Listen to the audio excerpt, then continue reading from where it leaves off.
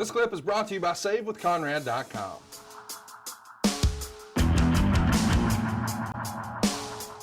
Get to our next match. It's the Elimination Chamber match. Ryback is going to pick up the win over Sheamus, Dolph Ziggler, King Barrett, R-Truth, and Mark Henry to win the now vacant Intercontinental title. It takes 25 minutes and 10 seconds to do so. Daniel Bryan is at ringside to present the belt to the winner. At the end here, we see Ryback and Sheamus go 5 minutes, including some white noise by Sheamus on the metal outside and a forward slam on Sheamus to the outside.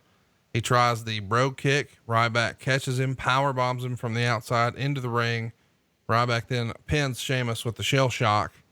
Meltzer would write, Bryan, who is good friends with Ryback, presented him with the belt. Ryback twice powerbombed Bryan out of respect. Both times. You can make of this what you will, but the cameras quickly switch shots. Ryback says that Bryan was an inspiration to him and everyone, and Bryan led yes champs for him. 2.5 stars. This is unfortunate that Daniel Bryan has the stop and start after having the big WrestleMania moment and winning the Intercontinental title. He has to give it up again, but I guess the silver lining is he does get to have a moment with his real life pal Ryback. A lot of talent in this chamber. It feels like Mark Henry is maybe from the prior generation, but a lot of younger talent here. And R-Truth, Lord knows he's just timeless. But Sheamus, Dolph Ziggler, King Barrett, Ryback, this feels like a group of guys that individually you thought, man, they're going to be the WrestleMania main event. And for whatever reason, maybe Vince didn't see him there. He kept them in that sort of A- glass ceiling territory. Ryback was the guy who helped pump up pay-per-view buys in his feud with CM Punk. And of course, Dolph Ziggler had maybe one of the biggest pops in WWE history after that WrestleMania where he cashed in and beat Del Rio to win the world title. And King Barrett, of course, with the whole Nexus thing. And then I'm afraid I've got some bad news. And Sheamus was a champ almost from day one. And now it just feels like we're just sort of, as we said at the top of the show, throwing all these guys in a match here. Like, hey, we don't really have a story, but go figure it out. What'd you think of the match, and what can you tell me about some of these performers we haven't talked about in the past? Well, truth is always going to give you that entertainment factor, and Mark Henry is a beast. I would suggest right now, wherever he's sitting on his couch or whatever he's doing, he could probably walk over, pick up the refrigerator and walk out on the back porch and just set it down and start fumbling through it for whatever he wants. He's one of the most strong, God almighty guys I've ever seen. I mean, just ridiculous strength.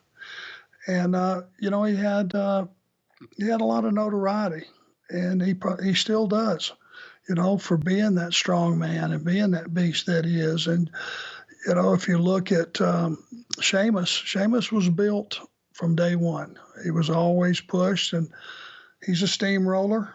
He makes everything credible and believable. And Dolph Ziggler is, which I've said before, and I'm a fan of Dolph's simply because he makes everybody's offense bigger than it really is. Yeah.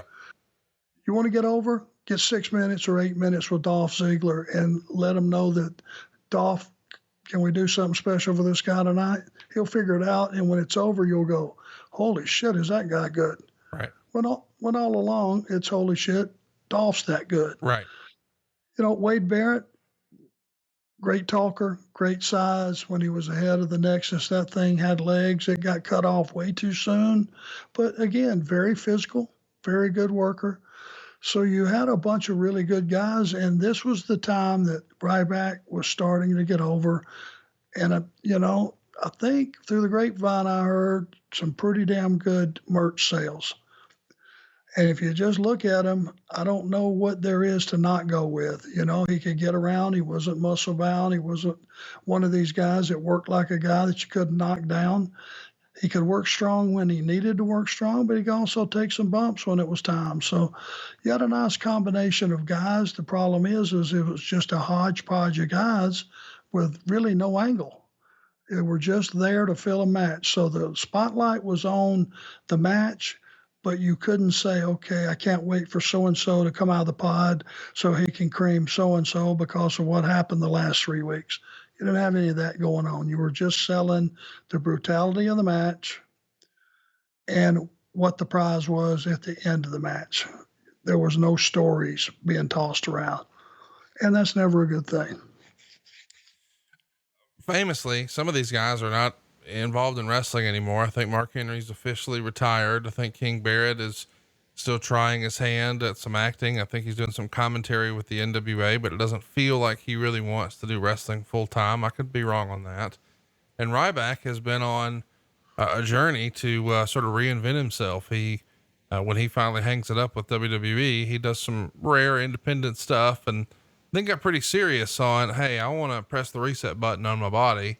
And if you follow him on social media, you've seen sort of the journey he's going through, and he's teasing that the next phase of his recovery is to get back into a wrestling ring. He's going to get a ring and prepare for the comeback. What do you think is going to be the limit for Ryback when he does decide he wants to get back into wrestling? Who knows? Ultimately, you know whose decision that will be? Ryback's. Nope, the audience. Ryback will get in shape because he's never not been in shape. Right. Yeah. He's always in shape. You know, I've never seen him that he didn't look like $1 million all the way back to Tough Enough. Right. So it's not a question of getting in shape. Now that's different from being in ring shape. And the only way to do that is to get in the ring and wrestle. You can do all the cardio you want. You can do all the cross training you want, but the only way to get in shape to wrestle is to get in the ring and wrestle. And I mean 20, 30, 40 minutes. And because it's a combination of so many things that we do. And, you know, he's remembered. I know that he's kept his name out there. Yeah. You know, it might be one of those faces that appears and you go, hey, I remember that dude. Hope he does well. And I do. I hope he does well because you can never have enough star power in this industry or in any one company. So if he's going to give it a try, good luck to him. Yeah, I'm looking forward to what he does next. I do think he moved the needle a little bit for WWE, and I understand why maybe he wasn't best in that system because Ryback has his own opinions. I mean, he definitely reads a lot of self-help and self-motivation, and I mean the book that they try to tease a little bit, almost tongue in cheek on TV, The Secret. I mean, that really is his sort of power of positive thinking attitude. And I don't think he has put himself in a spot where he quote unquote has to wrestle. He's been smart with his money and started some other nutritional things that are paying the bills. So he doesn't have to do it. So I feel like if and when he comes back, it's going to be on his terms, and that's probably going to mean he's involved in some good stuff, if I had to guess. Well, and in the meantime, he's living in Vegas, and that probably don't suck. Well, it might right now, but yeah, soon enough, it will not suck again. Hey, it's Conrad Thompson. Thanks for checking out the podcast here on YouTube. Be sure to hit the subscribe button and the notifications bell so you get a notice anytime we upload some new content. And go save yourself some money right now. If you're in a 30-year loan or you have credit card debt, it's not a matter of if I can save you money. It's a matter of how much. Find out right now for free at SaveWithConrad.com.